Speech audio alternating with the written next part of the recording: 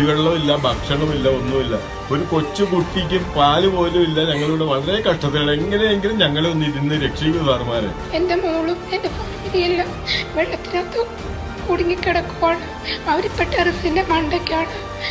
അവിടെയാണെങ്കിൽ ആരും രക്ഷാപ്രവർത്തനത്തിനൊന്നും വരുന്നില്ല. ഒരു വയസ്സുമേറ്റ്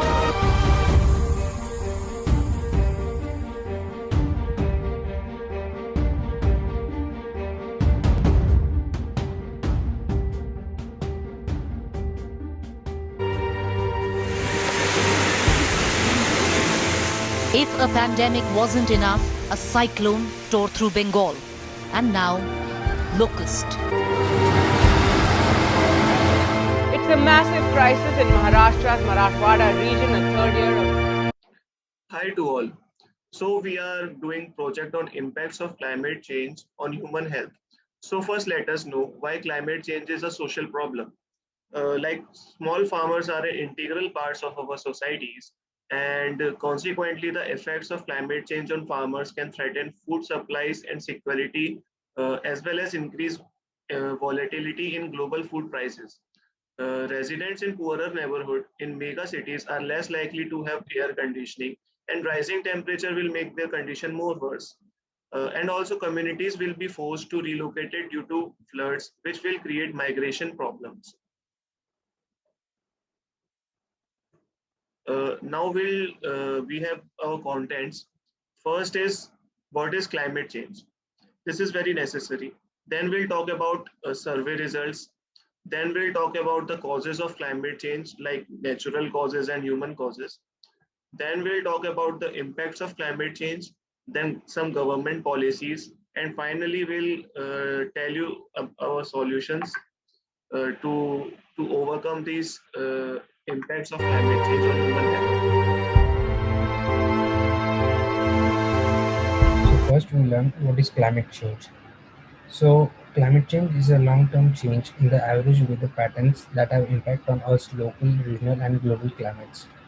These changes have a broad range of observed effects that are synonymous with the term.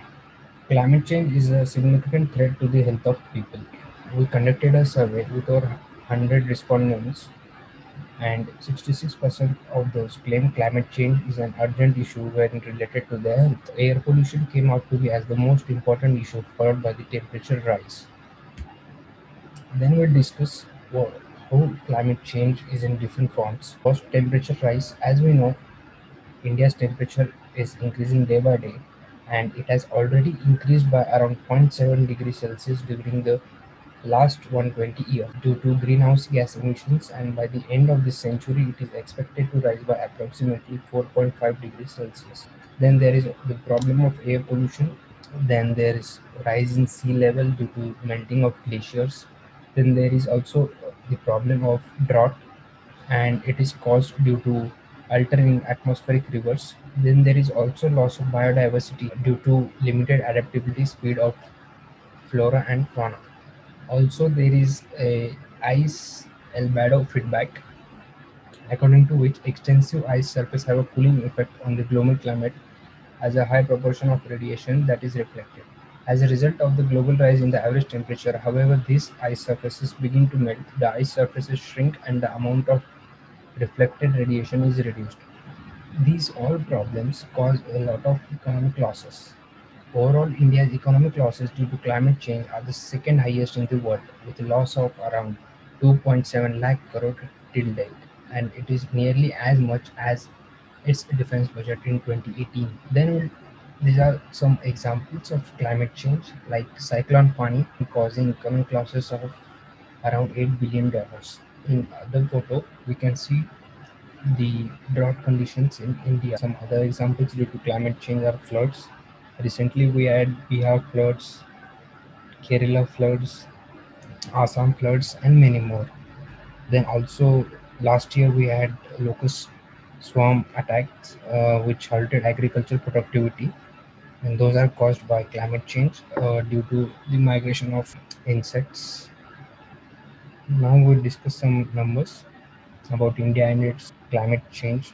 India is the fifth most vulnerable country to climate change. With continued high emissions, the average annual temperature in India is projected to increase from about 24 to 28 degrees Celsius by the end of this century. India stands to substantially benefit if countries globally take bold actions to reduce emissions.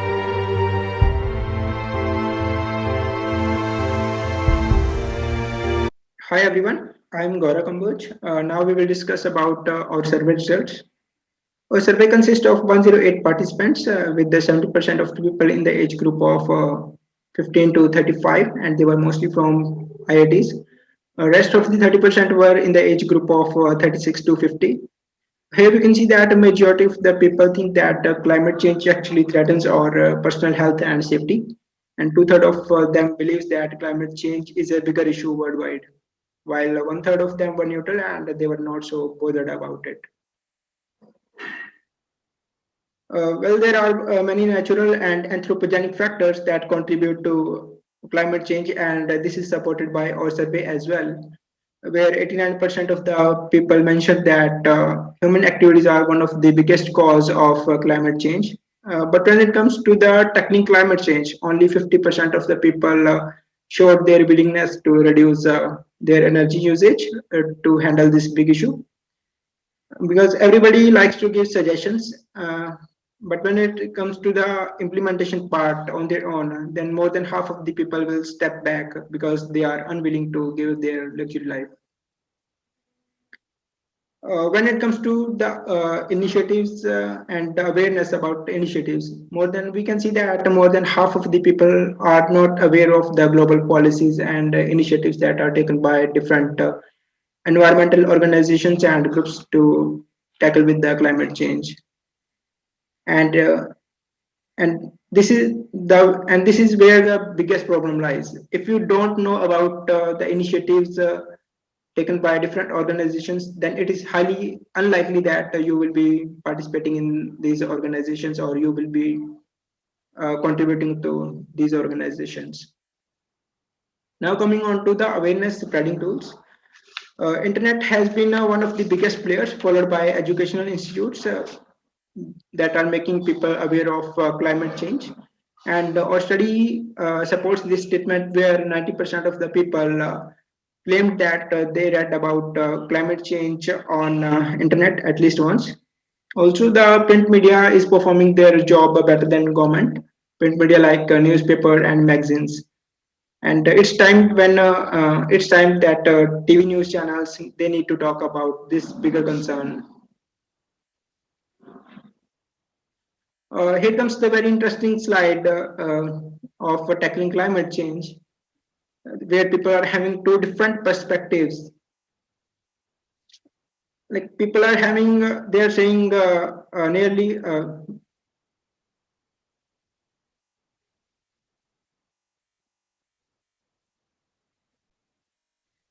here we got very interesting results where people are having two different perspectives about who is a major player responsible for handling climate change and who actually is taking steps to tackle the big issue. Nearly 45% of the people think that individuals play a major role in tackling climate change, while environmental groups and organizations play a minimum role. But whenever we talk about implementation or action, it's totally opposite.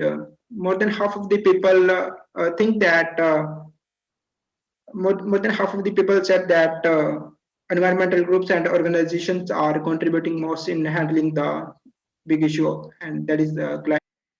Now coming on to the causes of climate change. Well, we know that there are both natural and anthropogenic factors that are disrupting the Earth's energy balance system. In the adjacent graph, we can see the variation of global temperature change with the year or time. In general, the climate changes prior to industrial revolution in the 1700s, they can be explained by natural factors alone, such as solar changes in solar energy, volcanic eruptions, and changes in greenhouse gases concentration. However, the recent climate changes, especially the warming since mid 20th century, it cannot be explained by natural factors only, and we can see that it is highly likely that human factors are responsible for this variation in the observed global temperature, and Now coming on to the next slide. Here we can see that CO2 concentrations have been increased by more than 40% in 2015 as compared to the pre-industrial levels from 18th century, and also the concentrations of N2O have been risen approximately by 20% since the start of industrial revolution. Thank you.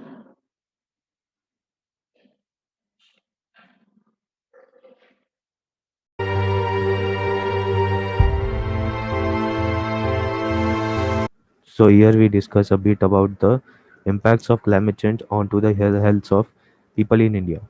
One of the most common impacts of climate change, previously unheard of, are heat strokes, as temperatures are striking the bar higher. Here, through this table, we can analyze the state of India affected by climate change. We can see through Sierra index, that is the climate risk index, which explains one country's exposure and vulnerability to climate related risk. India is well developed country, and watching India being ranked among such countries which are hardly being developing countries is a thing to think about. Further, Further, here through this photograph, we can understand the conditions of rural areas and those children getting affected by immense heat on the outskirts of eastern Bhubaneswar. Now, looking into a brief understanding on how will climate change affect my health. So, what happens when temperatures increase? Well, increasing temperatures mean heat waves are more frequent, more intense, and last longer, which have many health risks such as dehydration, heat strokes, worsening till death cases also. In 2018, reports estimated that if trends in climate change and land holdings in India continue at the current pace, some 600 million people, or roughly half of the population in India, may directly or indirectly be impacted due to the climate change conditions. As a developing country with high population density, India might experience myriad human health effects because of climate change. These effects could include infectious diseases such as malaria, chikungunya, and waterborne illnesses. From here, we can see the four maps of India, which shows us how different parts of India are affected by uh, several types of diseases and the effects of climate change.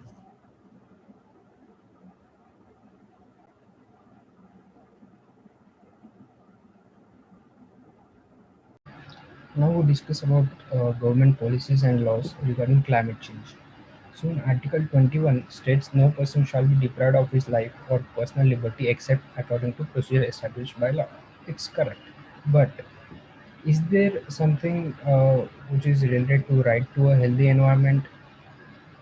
Yes, in Subhash Kumar versus State of Bihar and Virendra Gaur versus State of Haryana, the Supreme Court recognized several liberties that are implied by Article 21, including the right to a healthy environment. State high courts have followed the Supreme Court's lead and virtually all now recognize an environmental dimension to Article 21. Article 48 requires that the state shall endeavor to protect and improve the environment and to safeguard the forests and wildlife of the country. Also, the Ministry of Environment and Forests was formed in 1985 to check the environmental conditions in India. National Environmental Policy was drafted in 2006.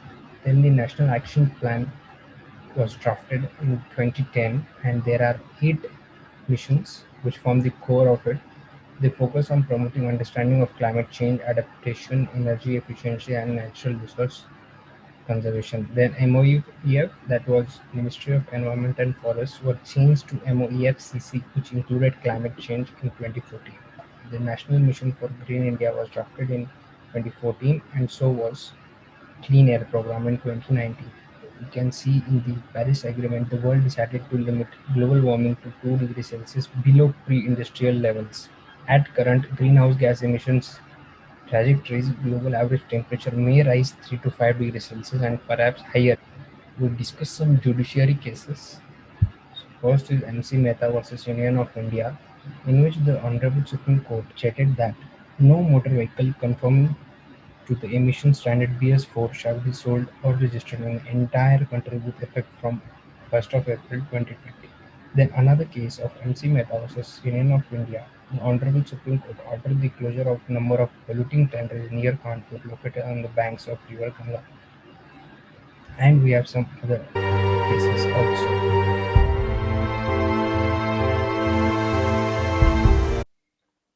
As we all know that our climate is degrading day by day due to human activities.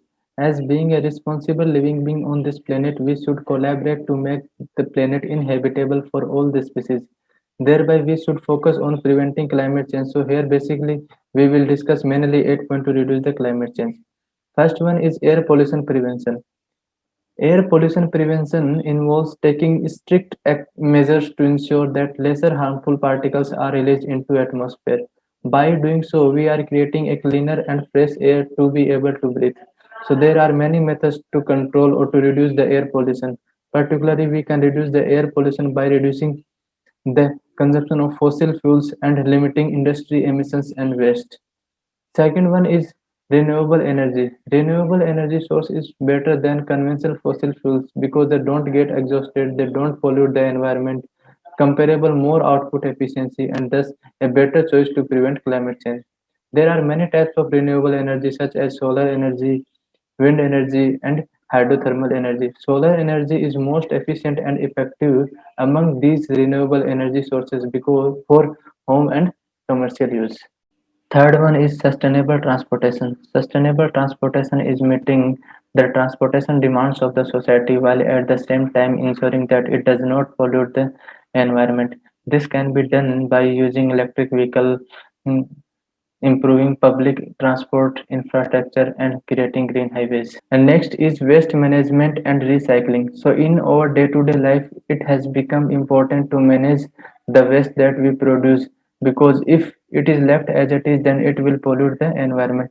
So proper waste management system and recycling method need to be provided by the government to ensure that the pollution due to the waste is reduced. And now, protecting the sea and ocean is also important as most of the species are found there which get killed due to the pollution that humans create. Sea and ocean can be our source of drinking water if proper techniques are used to remove salinity from it. Next is circular economy. We should follow circular economy of reduce, reuse and recycle. It involves reducing our consumption of goods. Even if we consume, then reuse it in some other form, and if it can't be reused, then recycle it to make it into some other product. In this way, we are reducing the use of new raw material and we also save the energy for making new products. Next is reforestation. Planting more trees can help reducing climate change as it is the way for the environment to heal. Since carbon dioxide is harmful for human health, reforestation offers one of the best way to reduce the amount of carbon dioxide from the atmosphere, and one can help the animals by creating forests for them and provide ourselves the food we need. And last one is spreading awareness about climate change. One of the most important role in preventing climate change is spreading awareness among people about the harmful effect of climate change, how it impacts the society and our surrounding. So we can share news about climate change and its impact on human health through social media.